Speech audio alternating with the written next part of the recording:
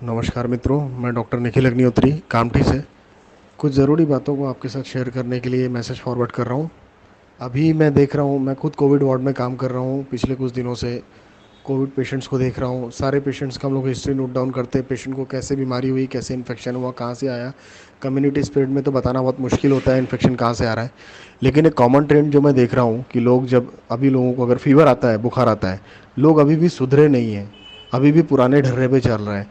बुखार आने के बाद सबसे पहले 2-3 दिन आप घरेलू नुस्खा आजमाते हैं, घरेलू नुस्खे से काम नहीं हुआ, आप पैरासीटामॉल ये वो टैबलेट लेके अपने मन से खा रहे हैं। फिर उसके बाद आप नज़दीक के डॉक्टर को दिखा रहे हैं, नज़दीक के डॉक्टर कोई दवाई देता है बुखार की, सादा सर्दी बुखार समझ के, फिर वो ठीक नहीं होता 2-3 दिन बाद। फिर उसके बाद टेस्ट का दौर चलता है, कभी ब्लड टेस्ट, कभी यूरिन टेस्ट, कभी वहीं विडाल निकल जाता है, कोई मलेरिया, कोई डेंगू, कोई टाइफाइड कर रहा है, टाइफाइड पॉजिटिव आ जा रहा है कोइंसिडेंटली, और टाइफाइड की ट्रीटमेंट चालू हो रही है, उसमें और 3-4 दिन पास हो रहे हैं। मतलब कुल मिला के कैसे भी करके बस 8 से 10 दिन पास करना है। कोरोना नहीं है, कोरोना नहीं है, और कोरोना बोल नहीं है बोल बोल के अपनी आंख मूंद करना है। आपकी आंख बंद करने से क्या आंख बुझ जाएगी? ये इतने लोग क्या बेकार में मर रहे हैं? ये आपको अभी भी आप जागे नहीं हो? ये 8 से 10 दिन आप ऐसे घरेलू नुस्खे लगा के जीपीस के पास ट्रीटमेंट लेके, या मैं ये नहीं बोलता जनरल प्रैक्टिशनर दिखाओ मत, दिखाओ, लेकिन वहाँ पर ये मलेरिया, टाइफाइड, ये डेंगू, ये विडाल टेस्ट, ये क्या मतलब है? एपिडेमिक का टाइम है भाई, एपिडेमिक के टाइम दूसरा कोई इन्फेक्शन होता ही नहीं है, सिर्फ कोविड ही एग्जिस्टेंस में है अभी। बुखार आया सीधा जाके पहले टेस्ट कराओ कोविड का और तुरंत ट्रीटमेंट चालू करो। क्या टाइम पास करते हो? 8वें 10वें दिन के बाद आपको ब्रीथलेसनेस होने लगता है, सांस रुकने लगती है, अस्थमा जैसा फील करते हो, फिर आप भागते हो कोविड टेस्ट कराने, covid test negative, covid test अभी पॉजिटिव आ नहीं रही, बहुत से पेशेंट में देखने में आ रहा, आरटीपीसीआर निगेटिव आ रहा है। आरटीपीसीआर निगेटिव है, आप बोलते मेरे को कोरोना नहीं है, बाकी कुछ भी हो लेकिन कोरोना नहीं है। अरे भाई, सांस फूल रही, दम फूल रही है, निमोनिया डेवलप हो रहा है, लंग्स डैमेज हो रहे हैं अंदर से, कोविड नहीं है। आरटीपीसीआर क्या कोई ब्रह्मा की लकीर है जो बता देगा कि कोविड है नहीं है? जो लंग पैथोलॉजी हो रही है अंदर में, एचआरसीटी जो चेस्ट बता रहा है कि 7%, 10%, 12%, 15%, 18-20% का स्कोर जो जा रहा है, वो ऐसे ही जा रहा है, लोगों की डेथ हो रही है।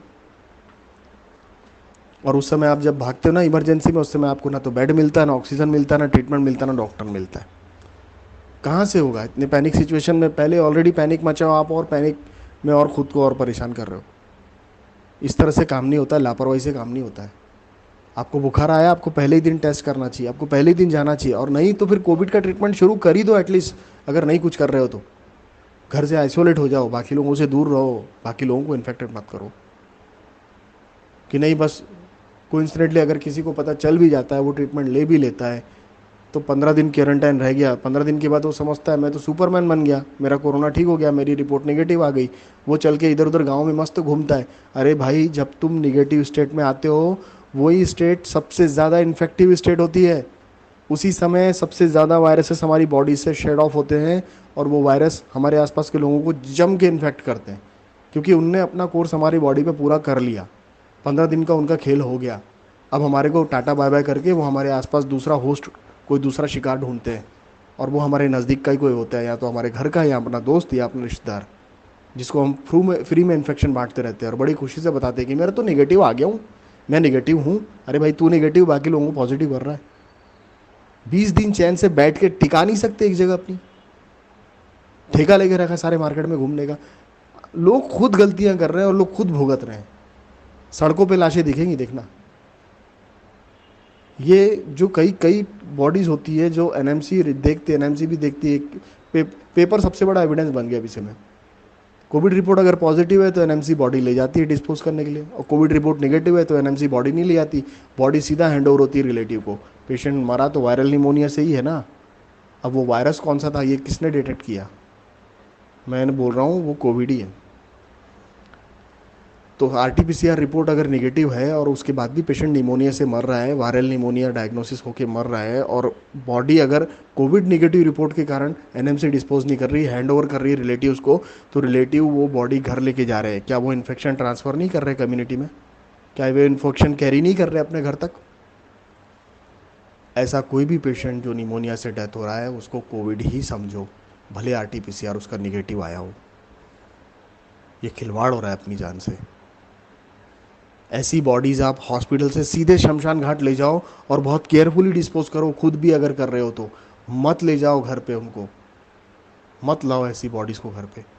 भले आपका कितना ही अजीज़ कितना ही करीबी हो, जज्बात एक तरफ है, बाकी ज़िंदगियाँ एक तरफ। एक अगर मर गया तो उसके पीछे सारा घर नहीं मार देना पड़ता। बहुत सावधान रहने की ज़रूरत है। ये सिचुएशन बहुत ख़राब हो गई है, हाथ से बाहर चले गए हालात। मेडिकल सिस्टम क्रैश हो रहा है, वेंटिलेटर नहीं है, बाईपेप नहीं है, ऑक्सीजन नहीं है, दवाइयाँ नहीं है, हॉस्पिटल में बेड नहीं है, डॉक्टर्स नहीं है, सब कम पड़ रहा है। इसके बाद और क्या सिचुएशन है, इससे भयानक और क्या, कल्पना भी नहीं कर सकते हम लोग क्या आएगा। अभी भी लोगों को सावधान होने की ज़रूरत है, बहुत ज़्यादा केयरफुल रहने की ज़रूरत है। कई लोग बोलते हैं वैक्सीन लिया मैंने, वैक्सीन लेने के बाद मैं पॉजिटिव आ गया, वैक्सीन ली तो मेरे को इन्फेक्शन हो गया, वैक्सीन लेने से कोरोना हो गया। ऐसा नहीं है। वैक्सीन का एक पर्टिकुलर डोज होता है, पर्टिकुलर कोर्स होता है, पर्टिकुलर टाइम ड्यूरेशन होता है। उस टाइम पीरियड के बाद ही वैक्सीन आपके बॉडी में एक्टिव होती है, उस टाइम पीरियड के बाद ही आपकी शरीर में एंटीबॉडीज़ बनते हैं। इन बिटवीन अगर आपको कोई इन्फेक्शन अपॉर्चुनिस्टिकली अगर कोविड का लग गया तो आप कोविड से आपकी हालत ख़राब होनी ही है। वैक्सीन लेने गया था और मेरे को इन्फेक्शन आपको लगा, वैक्सीन से नहीं लगा, मगर वैक्सीन लेने आप जहाँ गए थे वहाँ कम्युनिटी स्प्रेड की वजह से आपको इन्फेक्शन लग गया। कोई तो भी आया था जो नेगेटिव हो के आया था और फ्री में बांट के चला गया आपको। ये जो 15 दिन के क्वारंटाइन से निकल कर और फिर घूमने वाले जो लोग हैं ना कि मैं तो नेगेटिव हो गया, यही बहादुर हैं ये फैलाने वाले, और ऐसे ही लोग फैला रहे हैं इन्फेक्शन। जाने अनजाने कितने ही कैरियर्स हैं। अभी 50 से 60% लोग पॉपुलेशन में कैरियर का काम कर रहे हैं और इन्फेक्शन स्प्रेड कर रहे हैं।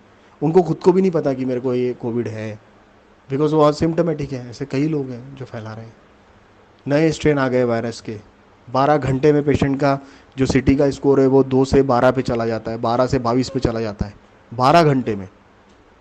आप घर से लाते हो पेशेंट हॉस्पिटल में, पेशेंट अगले दिन सुबह पेशेंट की बॉडी निकलती है वहाँ से, और आप बड़े चीख चीख के हॉस्पिटल से लड़ते हो कि हम तो चलता फिरता लाए थे, 90 का सेचुरेशन था, 2 का सिटी स्कोर था, ऐसे कैसे मर गया। ये नया स्ट्रेन है भाई साहब, नया स्ट्रेन है।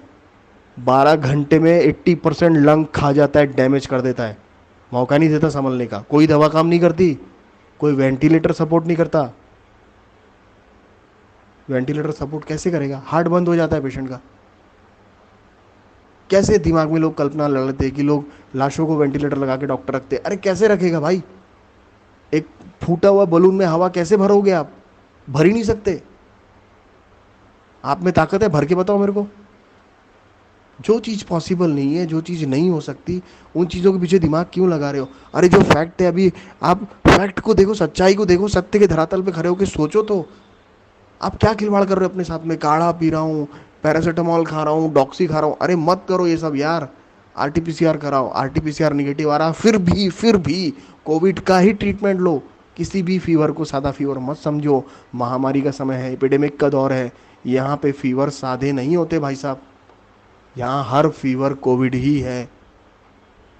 आप यकीन मानो चाहे नहीं मानो, बाकी अपनी जान की सलामती के लिए आप लोग सब जिम्मेदार हो। मेरा जो अनुभव था मैंने आपके साथ शेयर किया। अगर इसके कारण किसी की जान बचती है तो मैं अपने आप को बहुत धन्य समझूंगा। Thank you very much. एक ड्यूटी समझ के आप लोगों के साथ शेयर कर रहा हूँ। प्लीज़ आगे फॉरवर्ड करिए, सुनिए, कुछ सीखिए, समझिए इस मैसेज से। मेरे अगर मैं आपको सिखाने में सक्षम हुआ तो मैं बहुत खुद को धन्य समझूंगा। Thank you.